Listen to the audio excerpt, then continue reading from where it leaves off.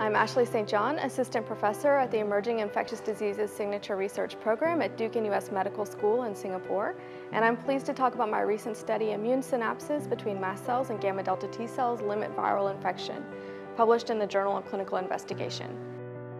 The skin is the root of infection for many pathogens, and one of the most important cell types involved in recognizing invading pathogens in the skin is the mast cell. Mast cells are granulated cells that are distributed fairly evenly throughout the skin, where they also surround blood vessels. Some of the pathogens, like dengue virus, which we used in this study, trigger mast cell activation and degranulation, where all of these inflammatory mediators are quickly released from the cell. We started this project with the question of how mast cells are able to promote protection from viral infection in the skin. One of the first observations we made was that mast cells trigger the recruitment of many different subsets of T cells into the skin. And of those T cells that were recruited, the fastest responding were gamma delta T cells.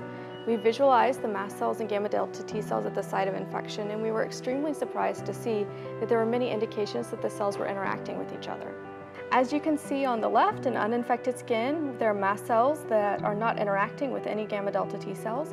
But on the right, in the dengue-infected skin, you can see that mast cells and gamma delta T cells are really closely associated with each other, and they're interacting physically. Looking closely, we could see that there was a strong polarization of the T cell receptor towards the mast cell.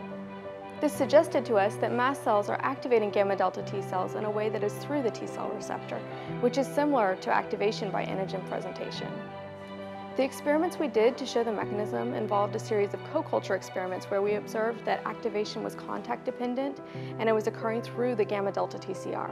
Eventually, we narrowed down the possible receptors on mast cells that could be activating gamma delta T cells and found that a non-classical antigen presenting molecule known as EPCR interacts specifically with the gamma delta TCR.